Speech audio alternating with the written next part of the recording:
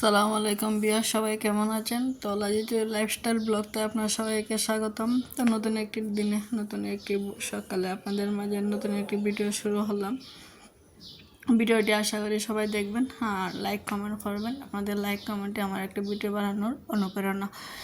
তো প্রতিদিনের মতনই চলে আসলাম রান্নার কাজ নিয়ে। আসলে আমার যেহেতু লাইফস্টাইল ভিডিও, একই গড়, একই কাজ, একই রান্না, একই সব কিছু একঘেয়েমি, কিন্তু ভালো না লাগলো কাজ করতে হয় একঘেয়েমি কাজগুলোই।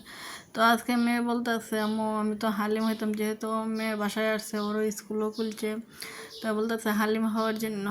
তো আসলে সবাই অনেক দীর্ঘদিন বন্ধের পর স্কুল অফিস সব কিছু খুলছে, সবাই ব্যস্ততার মাঝে চলে গেছে। তো ওরও স্কুল খুলে গেছে, স্কুলে চলে গেছে। আর এদিকে আমি ওর জন্য রান্না বান্না করবো। বাজার থেকে মাছ আনা হয়েছিল, তো মাছটা অবশ্য ফ্রাইডে দিন আনা হয়েছে, তো বানাই আমি রেখে দিচ্ছিলাম। তো এদিকে মাংস বানাইলাম হালিমের জন্য, আর একটু মাছ রান্না হলাম, আলু দিয়ে ট্যাংরা মাছ আর টক রান্না হলাম। আর এদিকে চলে আসলাম রুমগুলো গুছাইতে। তো এই রুমে যেহেতু আমার কেউ থাকা হয় না, সো এই রুমটা আর তেমন একটা ময়লা হয় না। আমি প্রতি সপ্তাহে এটা মুছে নিই, ডিপ ক্লিন করে নিই, আর আমরা ডেলি ঝাড়ু দিয়ে দিই। তো চলে আসলাম আমার বেডরুমে। আমার মেয়েও আছে, আমিও আছে। তো একটু অগুছালো হয়ে গেছে, তো একটু গুছিয়ে নিতেছি। আর এত পরিমাণ গরম, আর আসলে কষ্টদায়ক হয়ে যেতেছে আমাদের। তো তারপরে কিছু করার নাই, কাজকর্ম করতে হবে। জানালা খুলে দিয়েছি, কিন্তু প্রচণ্ড রোদ আসতেছে। তারপরে জানালা খুলে দিলে ভালো লাগে আসলে। বলেন কি, কারেন্টের আলোতে যে ভালো লাগাটা, কিন্তু ওই যে জানালা যে বাইরের যে প্রকৃতির যে একটা আলো, এটা কিন্তু অনেক ভালো লাগে। আল্লাহর রহমতে আমার প্রত্যেকটি রুমে জানালা আছে, আমার প্রত্যেকটা রুম থেকে অনেক সুন্দর ভিউ বাইরের। আর যখন আমার ভালো লাগে না, মন খারাপ, কোনো কিছু করতে ইচ্ছে হয় না, তখন আমি কিন্তু জানালার প্রতিটি মুহূর্তে চাইয়া থাকি, গাছগুলো নাড়া দেখি। আসলে ভালো লাগে এইগুলো দৃশ্য দেখতে। তো এইদিকে একটু পুরাতন খাতা দিতেছি পেন্টিং করে, এটা আমার বাইপুতের জন্য, তো ওরা দিয়ে দেবো। আর এগুলো বালিশের কাভার বানাইলাম, যেহেতু আমার পুরোনো খাবার দিয়ে বলতেছে, মানে পুরোনো খাবার, পুরোনো খাবার আমাদের বাসায় নাই, সব কিছু নতুন। তো চাই আবার এগুলো ফাতলই, তো আমার একটা বাটির উন্না দিয়ে সেলাই করে দিলাম। উন্নাটা অবশ্য নতুন হয়ে আছে, তারপর সফট আছে। তো এগুলো কমপ্লিট করছে, আর আমি 2 দিন আগে সেলাই হয়ে রেখে দিয়েছিলাম। আর মেশিনে তেমন একটা বসা হয় না, মেশিনটা একটা সমস্যা হতেছে, মেশিনটা ঠিক করাইতেও পারতেছে না, যেহেতু আমার একা এগুলো সামলানো অনেক কষ্ট। তো আমার ড্রেসিং টেবিলটা, আয়নাটা এখন পর্যন্ত লাগাইতে পারিনি।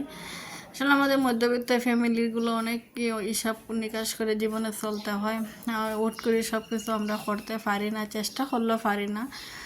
যেহেতু সংসার আছে, মেয়ে আছে, পড়ালেখা আছে, বাসা ভাড়া আছে, সব কিছু মিলিয়ে কিন্তু আমাদের মধ্যবিত্ত ফ্যামিলিগুলো হুট করে সব কিছু আর করা সম্ভব হয় না। তো দেখি যত শীঘ্রই পারি একটা ড্রেসিং টেবিল নেওয়ার চেষ্টা করবো, নাহলে এটাই ঠিক করার চেষ্টা করবো, জানি না কী হবে। তো আমার ওয়ার্ডরোবের যে আয়নাটা, ওটাতে আমার ফার্স্ট হয়ে যায়। তারপরে যেহেতু রুমের একটা সৌন্দর্য, ড্রেসিং টেবিল ভালো লাগে না এইভাবে থাকলে। তো দেখি আল্লাহ কী করেন, নিজেকে কে আছে। তো দেখেন আমার বাসার যে সাইডে ওই 2টা জানলা, 2টা দিক থেকে কিন্তু প্রকৃতির যে একটা ছোঁয়া, মানে অনেক জায়গা খালি, জায়গাটা মাঠের মতন। তো এই জায়গার মাঝে অনেকগুলো গাছ উঠতেছে, বিভিন্ন ধরনের সবজির গাছ। তো দেখতে আমার ভালো লাগে, সবজিগুলো দেখতেও ভালো লাগে, আমি মাঝে মাঝে বসে বসে দেখি। এই রুমতেও দেখেন আমার জানালাটা এটা আসলে রাস্তার কাছে পড়ছে, কিন্তু ওই যে একটা খালি একটু জায়গায় রয়ে গেছে, এখানে যে বেলকনি হইতো সবচেয়ে বেটার হইতো। আর কী হবেন, মালিকের এটা বেলকনি হিসাবে দেয়নি, এমনি কিন্তু খালি হিসাবে পড়ে রয়েছে, এটা কোনো এটা কোনো ইউজ করা হয় না।